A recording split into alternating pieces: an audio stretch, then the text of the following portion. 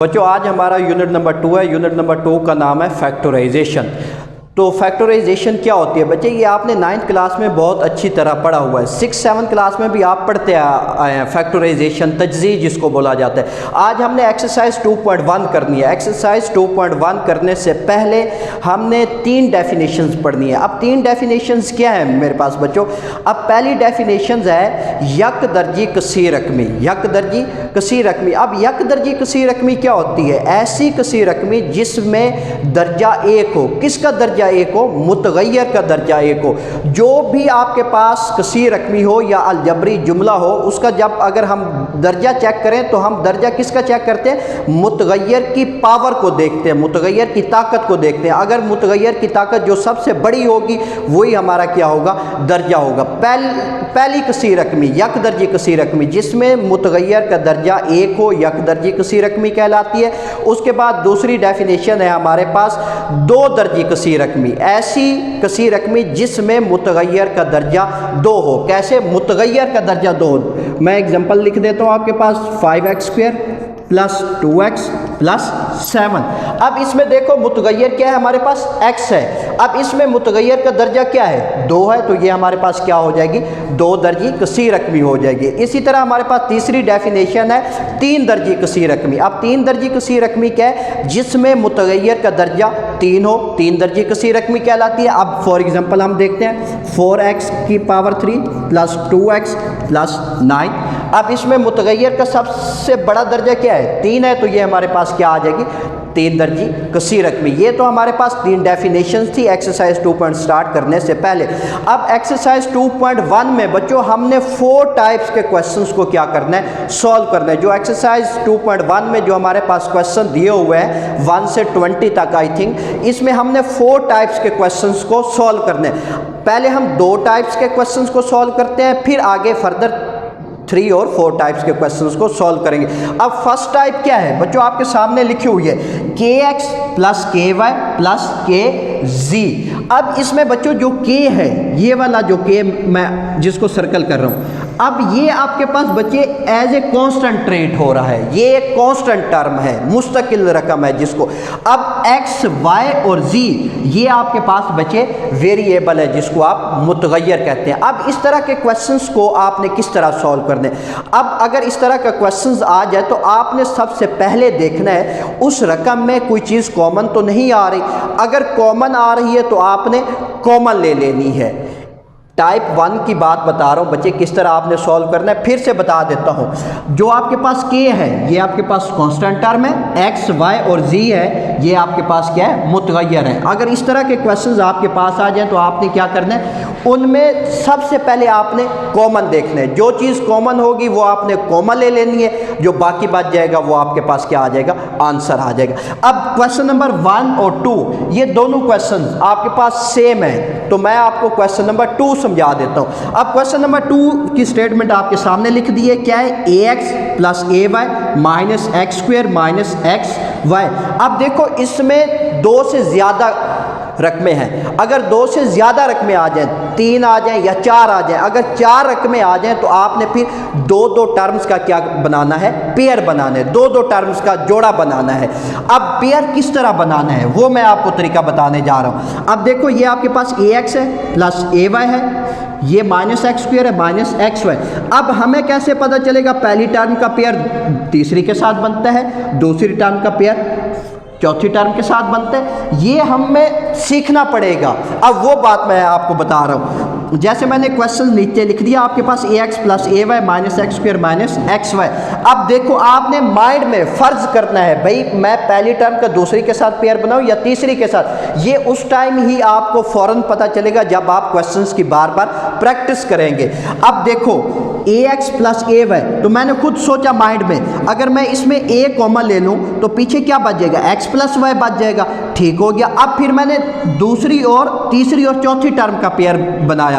अब इसमें मैंने देखा इसमें मैं कॉमन क्या ले सकता हूँ? x ले सकता हूँ। चलो x कॉमन आ गया, पीछे क्या बच जाएगा? x plus y।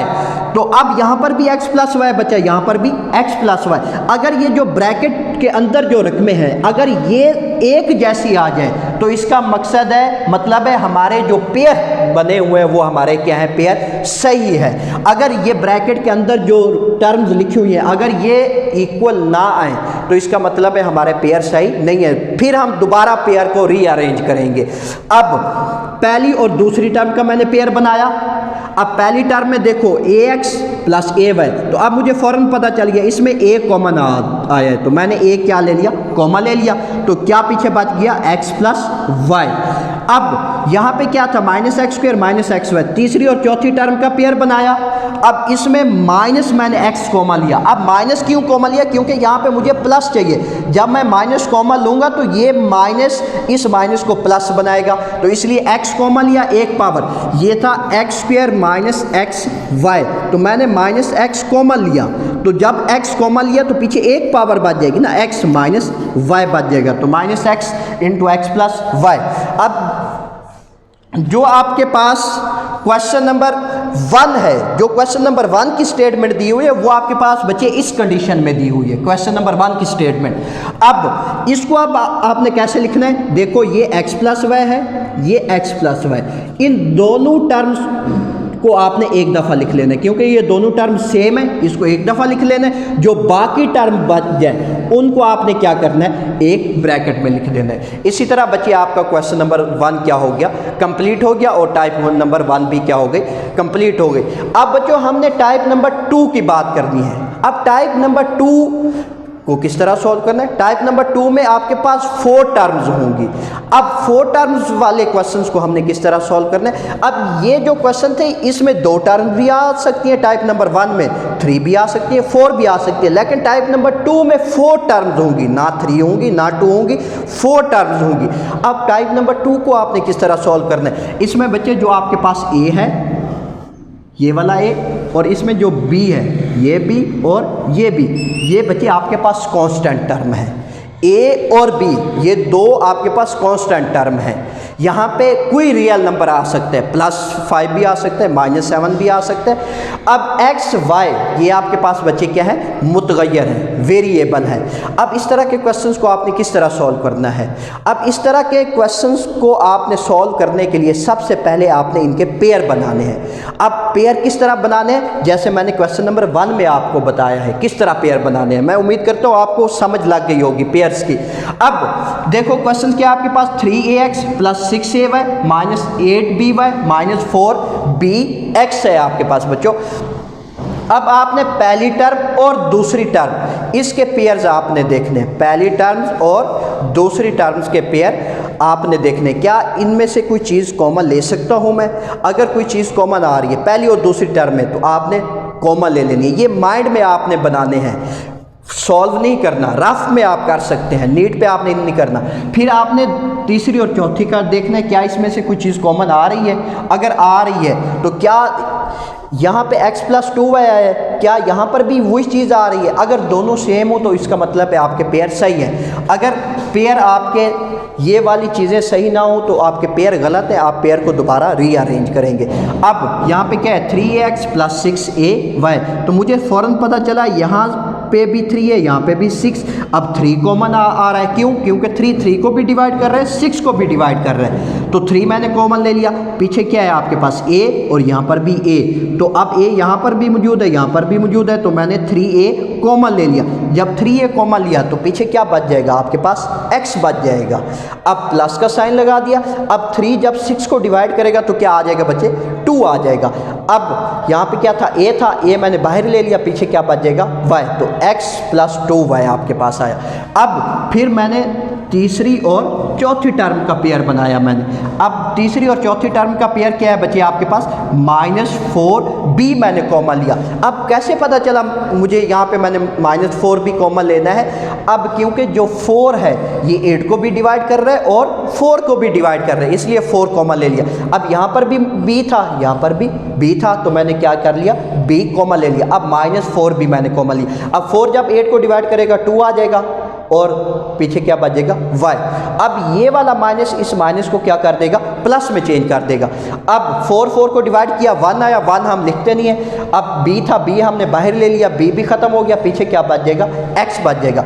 अब ये बच्चों x प्लस 2y है, ये 2y प्लस x है। आपने कंफ्यूज नहीं होना, मैंने ये कहा है ये दोनों टर्म सेम होनी चाहिए, ये दोनों टर्म सेम है, बस लिखने में फ़र्क है। जैसे आप लिख लें 5 + 7 या 7 + 5, आंसर तो एक ही आता है ना बच्चों। इसका भी आंसर 12 है और इसका आंसर भी 12 है। अब इसको मैं अरेंज कर देता हूँ। अगले स्टेप में मैंने इसको अरेंज कर दिया, ये 2y + x था तो मैंने x + 2y लिख दिया।